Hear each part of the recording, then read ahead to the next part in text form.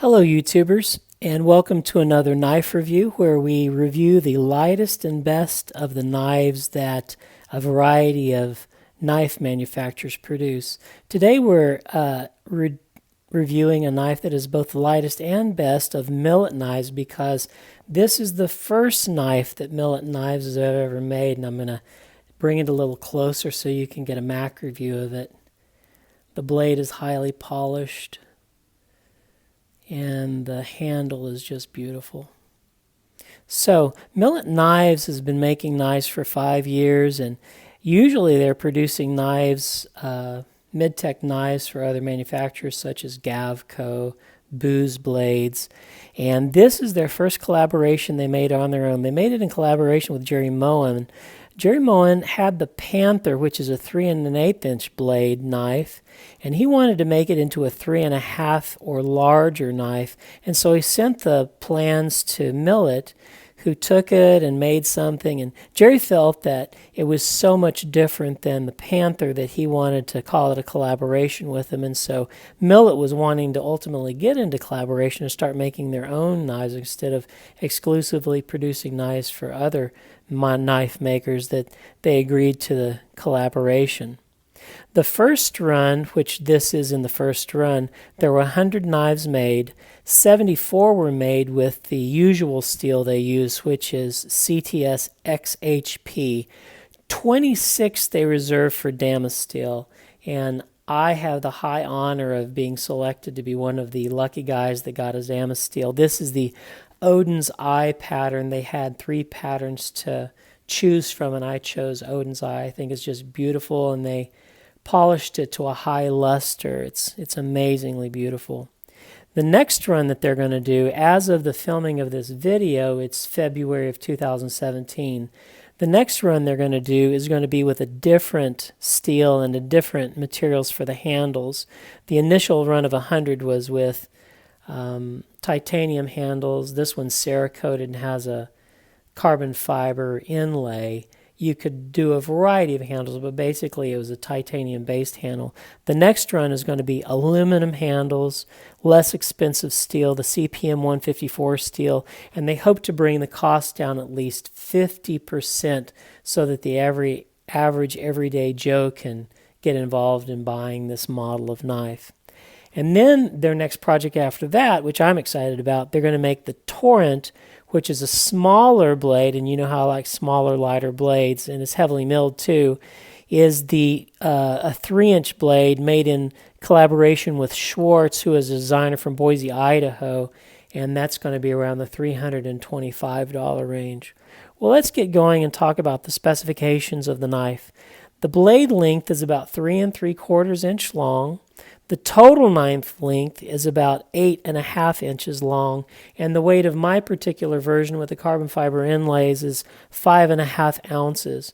I'm going to contrast its size with a variety of other knives. Here is the Shirogorov 111. As you can tell, the Shirogorov 111 is a little larger. I'm going to show you the Gonzo G753. This is a $20 knife that you'll never regret getting if you ever do get it.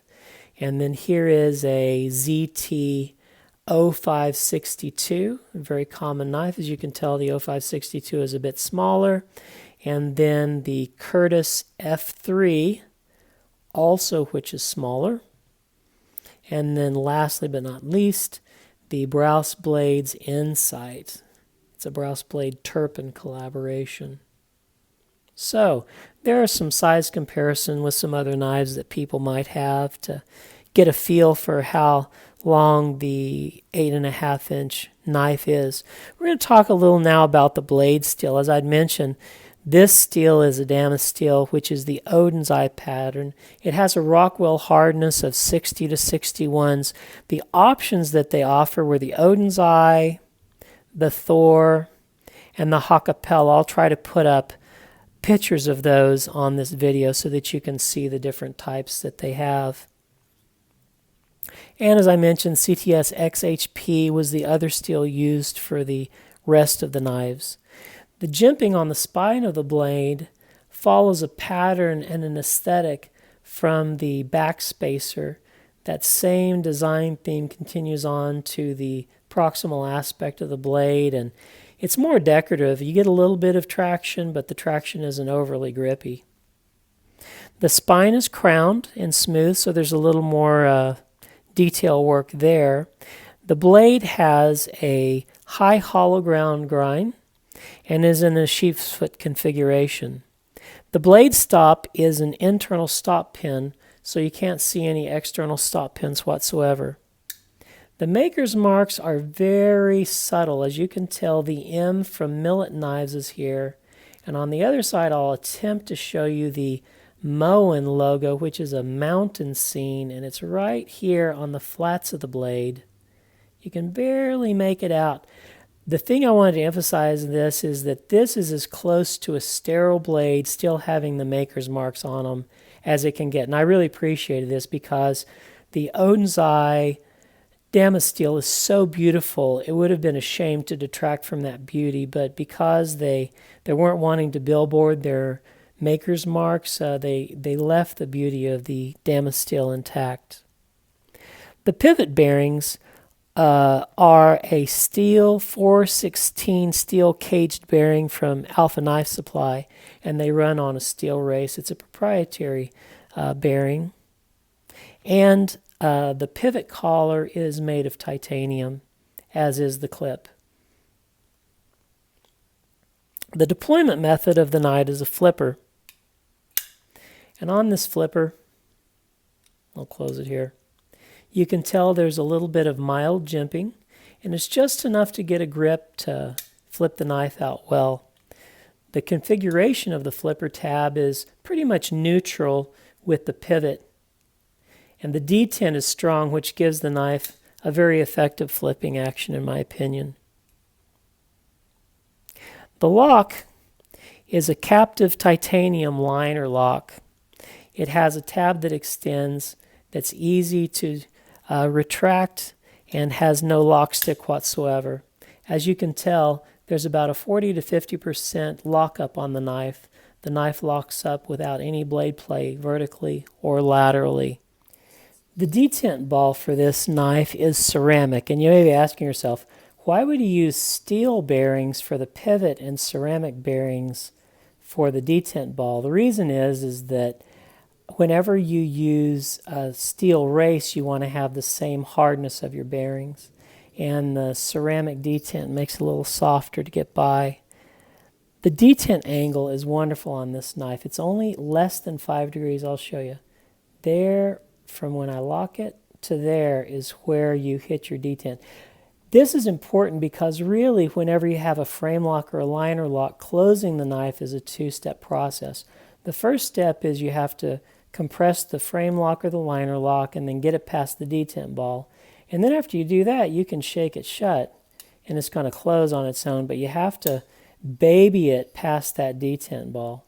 I'll give you an example of a maker that doesn't have as good of a detent, and that's the Hobeck MK Ultra. I'll show you the detent. Right there is where you hit the detent ball, and that's a full, I'll say 40 degrees. And in this knife, it isn't as important because you don't have to push very far to overcome the force of the detent ball.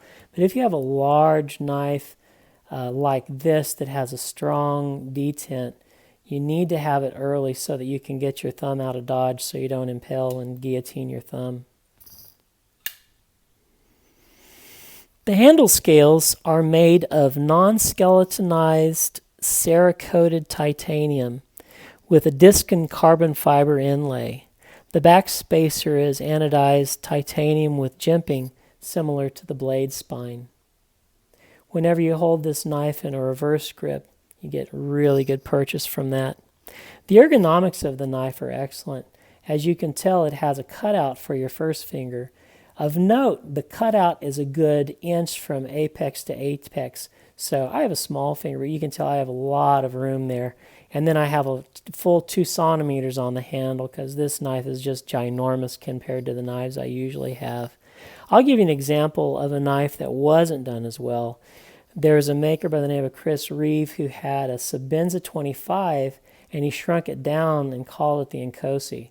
But what he did when he shrunk it down, he didn't redesign it. He just took the CAD drawing, or at least it looks like it, and he hit the bar in the corner and just shrunk it down to 30 to 35% smaller. As a result, from apex to apex on his first finger area is only 1/2 of an inch. And I have small hands, but my hands do not fit that. And as a result, this part, which is not smooth at all, pokes you. And so he should have redesigned it, because even though the handle is smaller, people's index's fingers do not get less than 1/2 of an inch. They needed to have a full inch there so that everybody could use it. That's about the only complaint I have on the Inkosi. Otherwise, it's a very well-made knife. But this knife has none of those problems. It has very good ergonomics and feels great in the hand. The pocket clip is a 3D blindly screwed, machined anodized titanium clip. It's in the configuration of right hand tip up only. Sorry, lefties, the show side is just for beauty. And it's in an S shape, much like Michael Zeba's devil tail clips, except without the triangular end. It's identical to the Jerry Moam's Panther clip and has millwork on the inside, on the underside, so that it can grip the pants a little bit better. That, my friends, is knife love. So in summary, what do I think about the Millit knife? I love it. There are opportunities for improvement. They could have milled the interior of the titanium scales to bring the weight down a little bit from 5.5 ounces. But the polished Odin's Eye Damasteel sheepfoot blade is gorgeous. The fit and finish are great.